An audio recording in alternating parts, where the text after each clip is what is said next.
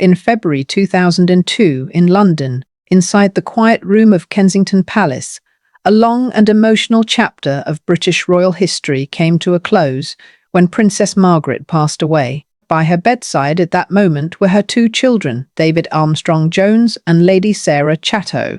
To the public, Margaret had long been the familiar image of a princess who was both glamorous and daring, a distinctive icon of the British royal family in the latter half of the 20th century, the woman of fashion, of dazzling parties and of love stories that once captivated tabloids around the world. But as the media spotlight faded and the final ceremonies concluded, a different reality began to emerge more clearly: the fate of the children who grew up in the shadow of such an icon. The lives of David and Sarah were not a royal fairy tale. They were the story of two children coming of age behind the glamour of Princess Margaret, where glory and pressure always went hand in hand. And it was precisely through their quiet journey that the glittering facade of royalty gradually peeled back to reveal very human emotions within a family that had lived their entire lives under the world's unrelenting gaze. To understand the lives of those two children, we must go back to the world into which they were born. Princess Margaret was born in 1930, the only sister of Queen Elizabeth II. From a very early age, Margaret became one of the most recognizable faces of the British royal family. If Elizabeth represented the discipline and stability of the monarchy, Margaret embodied a completely different image: glamorous, free-spirited, sometimes impulsive. In the 1950s and 1960s, the international press often called her the rebel princess of the royal family, an icon of fashion and society in post-war London. But behind that dazzling image lay a personal tragedy that shaped much of her life. Margaret fell in love with Peter Townsend, a divorced Royal Air Force officer. In the social and religious context of the time, that relationship quickly became a crisis for the royal family. Pressure from the government, the church, and the palace ultimately forced Margaret to give up the man she loved. It was the first time the public saw the clash between a princess's personal heart and the rigid constraints of the monarchy. A few years later, Margaret entered a new marriage with Anthony Armstrong-Jones, a talented and ambitious photographer. Their 1960 wedding was televised live to millions of viewers worldwide and was seen as a sign that the British royal family was entering a more modern era. Anthony was not a prince, not from an ancient noble lineage, but an artist from a rapidly changing London. In the early years, their marriage seemed to bring fresh vitality to the royal family, youthful, creative, and different. Their two children were born into that context: David Armstrong-Jones in 1961 and Lady Sarah Chatto in 1964. To the public, they represented a modern royal family. Photos taken at Kensington Palace, summer vacations in the countryside, moments that appeared almost perfect. But like many royal stories, what was seen from the outside did not always reflect the full truth. Margaret and Anthony had very different personalities. She loved social life and the public spotlight, while he was a complex artist, living amid creative circles and sometimes hard-to-control private relationships. Over time, those differences gradually turned into tension. And while the press continued to capture images of a perfect family, their two children began to grow up between two parallel worlds, one of ceremony, crowns, and royal tradition, and another, less visible world where their family was slowly becoming unstable. In the early years of David Armstrong-Jones and Lady Sarah Chatto, their world seemed built from the perfect images the public adored. They grew up primarily at Kensington Palace, in the grand rooms where royal history was present in every hanging painting, every long corridor, and the meticulously tended gardens behind the palace. Beyond London, they also spent time at the family's rural estates, where life seemed closer and more peaceful: afternoons running on the lawns, summer holidays far from the ceremonial rhythm of the palace. But even there, normalcy rarely lasted long. From a very young age, David and Sarah became accustomed to the near-constant presence of cameras. Photographers stood outside the gates, reporters waited for new moments from the young royal family. In many photos published in the international press, they appeared as characters stepping out of a modern fairy tale: a beautiful princess, a talented photographer, and two children dressed in perfect outfits, standing on balconies or running across lawns in the palace gardens. The public saw a youthful, modern, and vibrant family and image. that seemed to represent the evolution of the British royal family in the latter half of the 20th century. But as with many royal stories, what was seen from the outside only reflected part of the reality. Right from the early years of the marriage, the differences between Princess Margaret and Anthony Armstrong-Jones began to appear in family life. Margaret was accustomed to the public spotlight, to parties and the wide social circles of London. Anthony, though also famous in artistic circles, had a more complex personality, an artist with many relationships, ambitions, and a private life sometimes separate from the royal world. Those differences were initially just small tensions, but over time they became more evident, even to the two very young children. Children often sense changes in the family atmosphere before they can understand them in words. David and Sarah began to realize that beneath those perfect photos, their parents were not always in harmony. Dinners sometimes grew quieter, separate trips became more frequent, and unnamed distances gradually formed between the two adults in the house. As they grew older, both were sent to boarding schools, a long-standing tradition for many upper-class and royal British families. Boarding school life brought a certain kind of freedom. Days of study, sports matches, friendships formed outside the palace walls, but it also made them realize something else. They were different from their friends in a way no one could fully understand. They were not just students, they were the children of a princess. That meant every holiday homecoming brought them back to the world of ceremonies, official tours, and sometimes newspaper stories their friends read before they themselves fully understood what was happening in their own family. Over time, David and Sarah developed two very different ways of responding to that world. David, the elder, was often described as quiet but steadfast, someone who always seemed to try to find a clear place for himself in a world full of expectations. Sarah, a few years younger, had a natural reserve, a tendency to observe rather than stand at the center of attention. In family photos from the late 1960s and early 1970s, this could sometimes be seen. David standing straight, somewhat more serious than his age, while Sarah often stood slightly back, near her mother or brother, as if she had early understood that the public spotlight was not where she felt comfortable. As they entered their teenage years, their awareness of their place in the royal world became clearer. Official trips, public ceremonies, and newspaper headlines reminded them that their lives, to some extent, did not fully belong to them alone. They were not just two children growing up in a complicated family. They were figures in a much larger story, a story about royalty, tradition, and the media's spotlight always waiting outside the palace gates. And it was during that phase, as David and Sarah gradually understood the reality of the world they were born into, that the tensions between their parents also began to become harder to hide. The perfect photos continued to appear in the press, but inside the family a slow change had begun. What the two children had once vaguely sensed in the atmosphere of the home was now becoming a clearer reality that would shape much of their lives in the years to come. As the 1970s arrived, the tensions that David Armstrong-Jones and Lady Sarah Chatto had once vaguely felt in childhood began to become clearer, not only in their home but also in the way the outside world talked about their family. The marriage between Princess Margaret and Anthony Armstrong-Jones had been built on differences. One side, a princess of the British royal family, raised in the tradition of ceremony and duty. The other, an artist from London, accustomed to the freedom of the creative world and complex social life. In the early years, those differences had been seen as a sign of a modern marriage, a blend of royal tradition and the new era's artistic spirit. But over time, those very differences became the source of an ever-widening gap.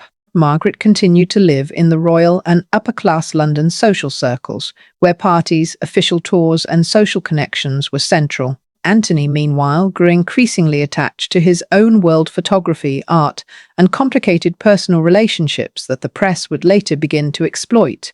By the mid-1970s, rumors of extramarital affairs and conflicts in family life began appearing more frequently in the British press. What had once been whispers in London's drawing rooms now became headlines in international newspapers. To the public, this was a compelling story. A princess's marriage was cracking. But for the two children in the family, it was an unavoidable reality unfolding right before their eyes. In many families, a parent's breakup is a private event happening behind closed doors. For David and Sarah, it was almost impossible. They not only witnessed the changes in the family atmosphere, arguments, increasingly clear distances between mother and father, but also had to see that story retold through newspaper headlines read by the entire world. In 1978, the inevitable finally happened. Margaret and Anthony officially divorced. It was one of the most shocking royal divorces of that era, an event closely followed by the international press and seen as a sign that even the British royal family was no longer immune to the changes of modern society. But behind the analyses of the historical significance of the event was a simpler reality. A family had broken apart. When it happened, David was 17 and Sarah 14, ages when many begin seeking stability and family to step into the adult world. Instead, they had to face a period when their entire family became a topic of public discussion. The family photos that once appeared in the press with perfect smiles were now replaced by articles analyzing the causes of the divorce, private relationships, and the future of the two children in a fracturing royal family. For David and Sarah, it created a profound paradox.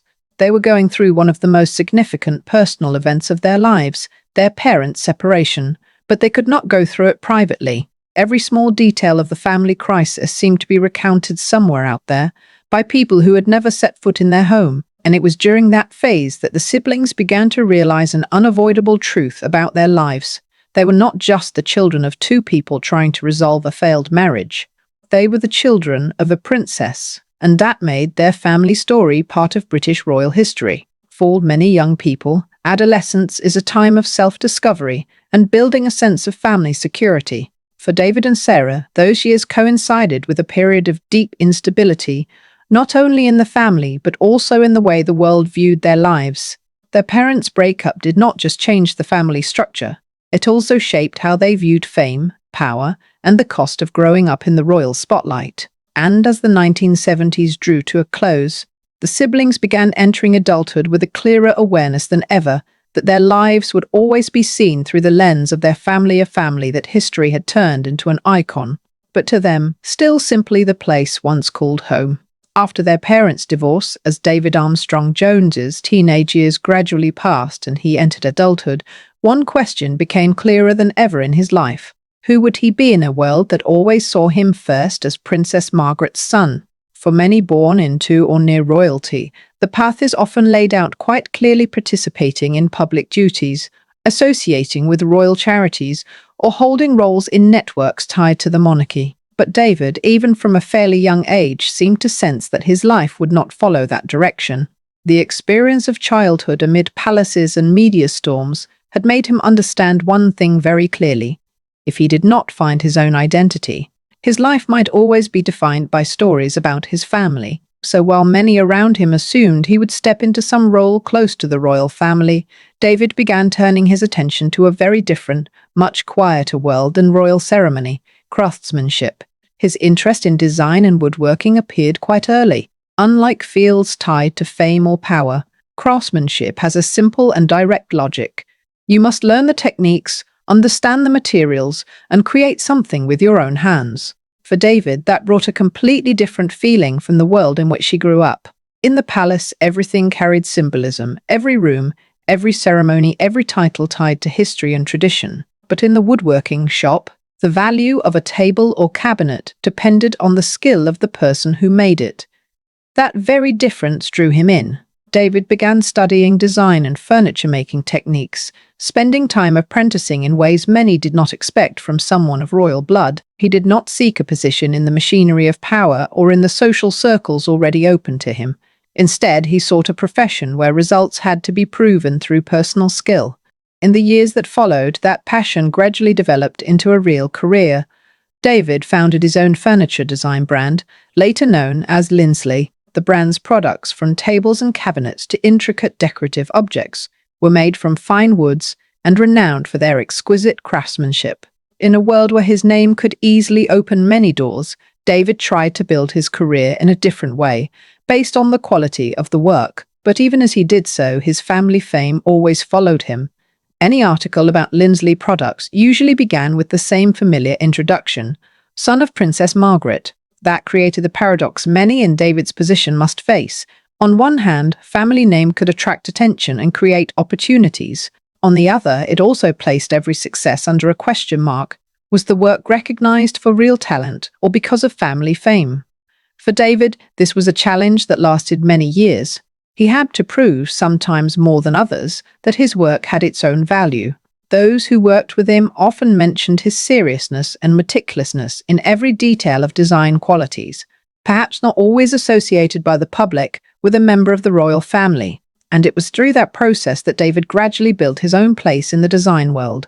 Yet his life always existed between two parallel worlds. One was the design studio, clients, and craftsmanship, a world where he could be judged on ability. The other was family history, royal ceremonies, and media attention, a world he could never fully escape. Living between those two worlds required a delicate balance. David did not reject his origins. He remained part of the extended royal family and later inherited the title Earl of Snowdon after his father's death. But at the same time, he also tried to build a life where work, family, and personal choices took center stage over fame. For someone who grew up between palaces and press cameras, that could be seen as a bold choice. Because in a world where fame is often considered the ultimate goal, David seemed to choose the opposite path, seeking normalcy. And it was that very effort, the effort to create a stable life, with a clear profession and its own value, that became the way he defined himself in a world that always saw him as part of a larger royal story. While David Armstrong-Jones sought his identity through craftsmanship and design, his sister, Lady Sarah Chatto, followed a different path, one that was quieter, more reserved, and in many ways even further removed from the public spotlight than her brothers. From a young age, those who knew the family often noticed that Sarah had a distinctly different personality from her mother, Princess Margaret. If Margaret was famous for her confidence, social charisma, and ability to draw every eye in any room she entered, Sarah carried a natural quietness. She observed more than she spoke, stepping back rather than moving to the center of attention. In family photos from her childhood, this could sometimes be seen. Sarah often stood slightly behind, close to her mother or brother, as if she had early understood that the glare of cameras was not where she felt comfortable. Growing up in a family constantly watched by the press for every small movement, Sarah gradually developed a special sensitivity to media attention. Photographers waiting outside palace gates, articles about her parents' marriage, and headlines about the family's private life made her understand early on that fame could be a double-edged sword. While many young people in similar circumstances might be drawn into the world of celebrity, Sarah reacted in the opposite direction. She sought her own space. By the time she reached adulthood, that choice became clearer. Rather than pursuing a public role or a path tied to royal fame, Sarah decided to pursue art. Painting gave her something the royal world rarely could provide: privacy. In a studio, the value of the work depended not on titles or lineage, but on the artist's ability to observe, skill, and patience. Sarah studied at Camberwell School of Art, one of London's renowned art schools, where she could develop her skills in an environment relatively separate from the royal world. She later continued at the Royal Academy schools, where many young artists found their own creative voice. For Sarah, those years of study were not just artistic training, they were also a way to build a separate identity, distinct from her family's story. Art became a parallel world, a space where she did not need to be the daughter of a princess or the granddaughter of a queen, but simply someone striving to perfect her craft. Over time, Sarah began participating in art exhibitions, presenting her work to the public in a way completely different from royal media attention. Those in the art world often remarked on her seriousness and discipline toward her work, a sign that her choice of art was not a passing hobby, but a core part of her life. But even as Sarah gradually built her own place in the art world, she maintained a clear distance from the media. Unlike many others from famous families, she rarely appeared in interviews or on magazine covers. Her life seemed built around a simple principle: keep what matters most, family, work, and personal life, as far from the spotlight as possible. That choice became even clearer when Sarah married Daniel Chatto in 1994. Their wedding, though attended by many royal family members, had a far simpler atmosphere than the grand royal events the public was accustomed to. After the marriage, Sarah and Daniel built a stable family life, focused on raising their children and pursuing their individual careers. In the years that followed, Sarah continued working as an artist, participating in exhibitions and maintaining close ties with London's art community. But perhaps the most notable aspect of her story is not specific career successes, but the way she chose to live her life. In a world where fame is often seen as the most valuable asset, Sarah seemed to view it differently. For her, privacy was not something to protect from the public. It was the foundation for building a balanced life. And it was precisely that choicer life centered on art, family, and discretion that allowed Sarah to carve out a very personal path within the context of a family that history and media have always watched every step of the way. While Lady Sarah Chatto gradually built her life around art and family, and David Armstrong-Jones focused on his design and business career, their mother Princess Margaret's life entered an entirely different phase. By the 1990s, the princess, once seen as one of the most glamorous and vibrant figures in the British royal family, began facing serious health issues.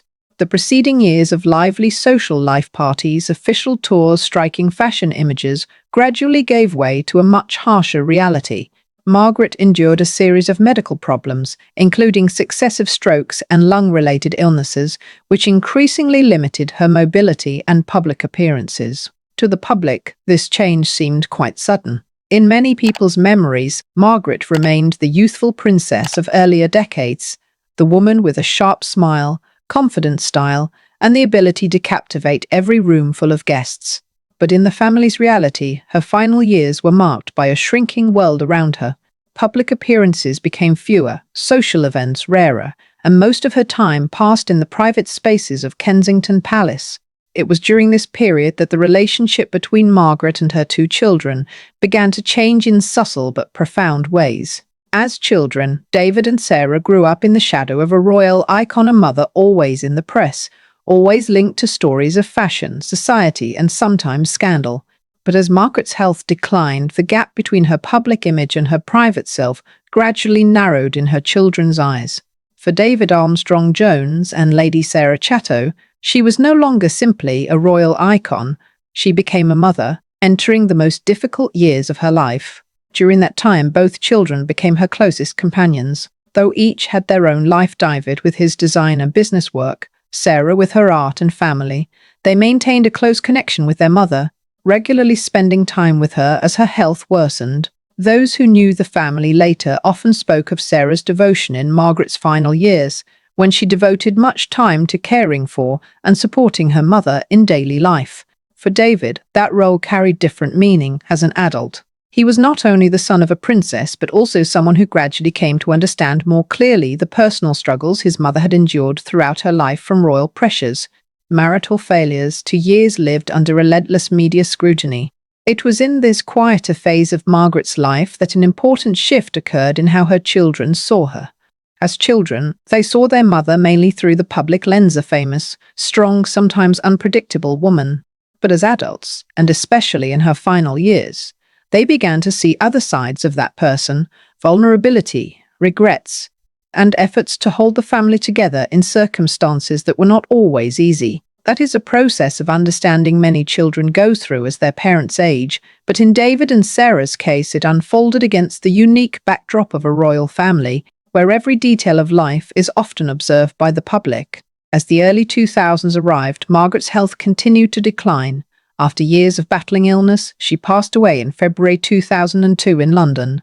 Her death closed a long chapter of British royal history, one tied to glamour, rebellion, and the cultural changes of the 20th century. But for her two children, that loss carried a far deeper personal meaning. For David Armstrong-Jones and Lady Sarah Chatto, it was not just the end of a historical figure, but the loss of a mother.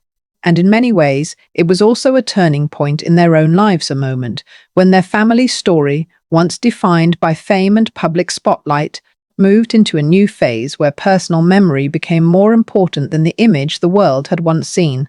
After Princess Margaret's death in 2002, a new phase began in the lives of David Armstrong-Jones and Lady Sarah Chatto. And it was also when many people began to look back at their story from a different angle, what it really means to grow up in the shadow of a global icon. For most people, childhood and family are private experiences, shaped in small, rarely observed spaces.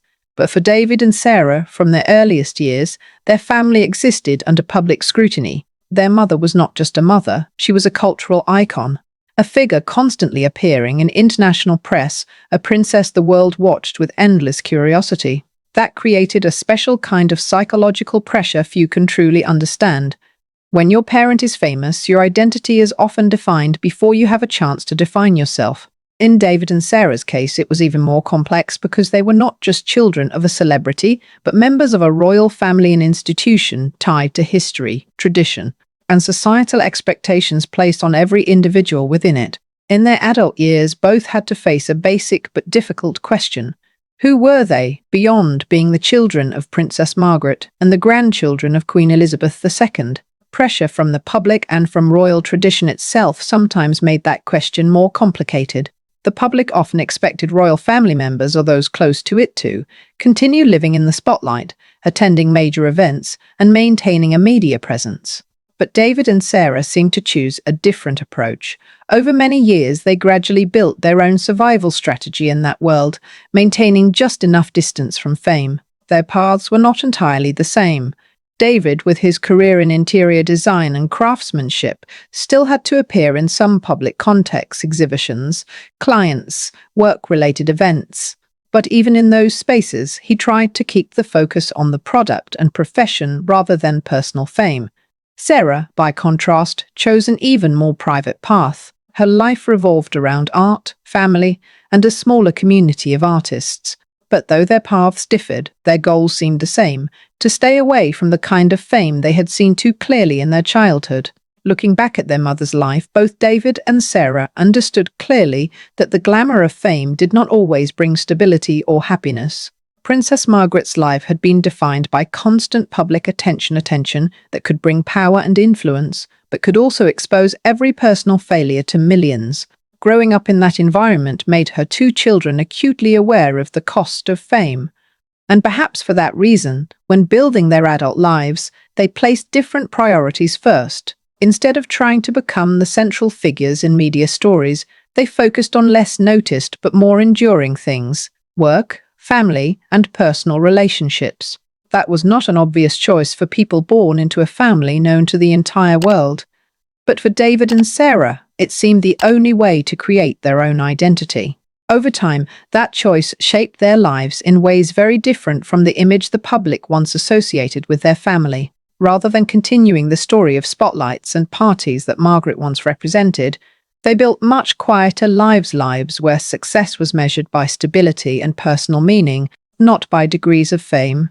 And it was in that quietness that their story began to reveal an often overlooked aspect of royal history. Sometimes the greatest legacy of a famous family lies not in the glorious moments recorded in history, but in how the next generation finds its own path, far from the lights that once illuminated their parents' lives.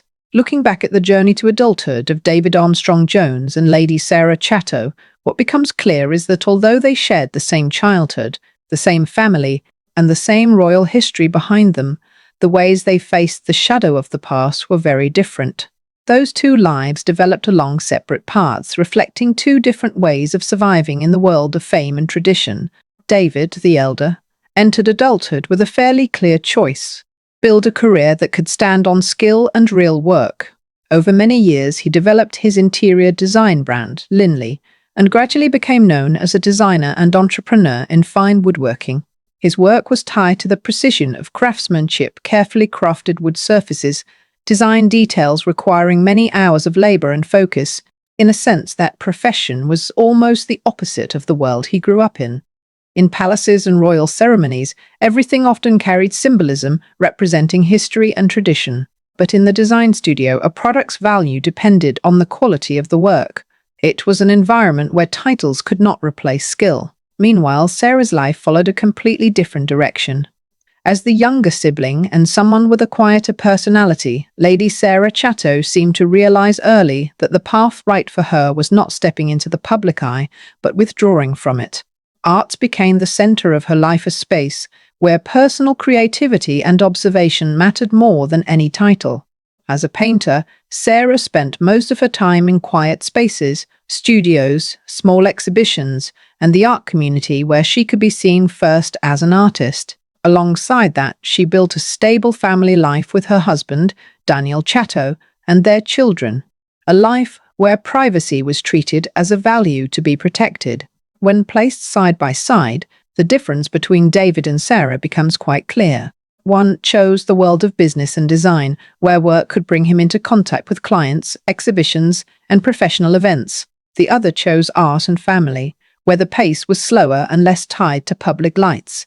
But beneath those differences lay an important common ground. Both tried to maintain a certain distance from the media and from the kind of fame that once defined their mother. Princess Margaret's life. This did not mean they were completely detached from the royal world. That was almost impossible. David still attended some events related to the royal family, and Sarah sometimes appeared on special occasions. But overall, both avoided turning their lives into part of the media stories they had witnessed in childhood.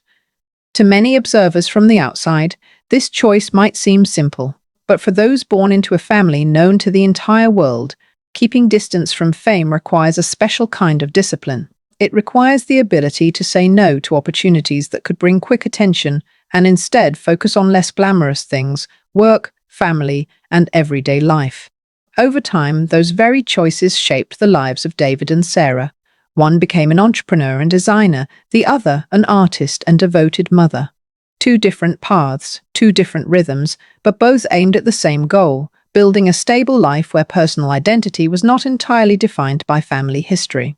And in a world where fame is often seen as the greatest reward, that choice, normalcy, stability, and privacy, could be viewed as a different kind of success. A quiet but far more enduring success than the glamour they had seen from very early in their lives. When looking back at the entire story of this family, the image of Princess Margaret in history remains tied to a familiar contrast. To many, she will forever be the rebel princess of the British royal family, a cultural icon of the post-war decades. The woman who brought a different shade to the royal family from its traditional solemnity.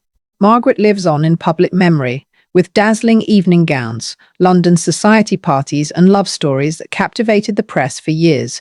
In an era when the monarchy was still seen as a distant and strict world, she seemed to represent something else: vibrant, individualistic, sometimes impulsive, and always drawing media attention. That is why in many history books and articles about the royals, Margaret is often remembered through the dramatic details of her life: her romance with Peter Townsend, her turbulent marriage to Anthony Armstrong-Jones, and the society stories that stirred the press throughout the latter half of the 20th century. But as the story of David Armstrong-Jones and Lady Sarah Chatto shows, a person's legacy rarely lies only in what is recorded on newspaper pages. Behind the glamour and dramatic stories of Margaret's life were two children who grew up in that world, a world both full of privilege and full of pressure.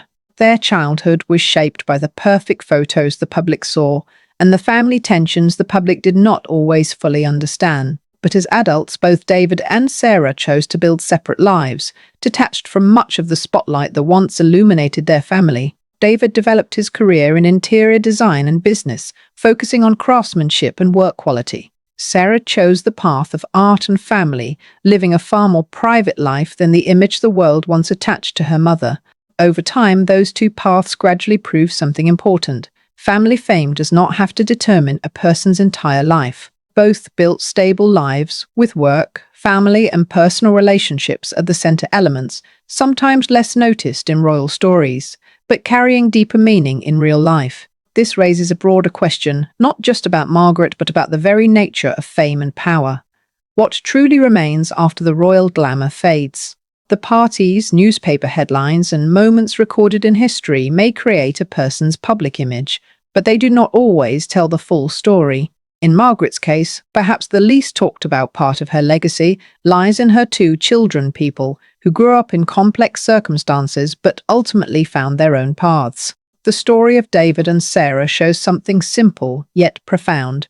Fame, no matter how great, does not automatically bring happiness or stability. Those things often come from smaller, quieter choices: work, family, and the ability to build a meaningful life beyond the public lights. And in that way, their story ends not as a royal tragedy, but as a reminder that behind every famous icon there are always people trying to live their lives in the most normal way possible.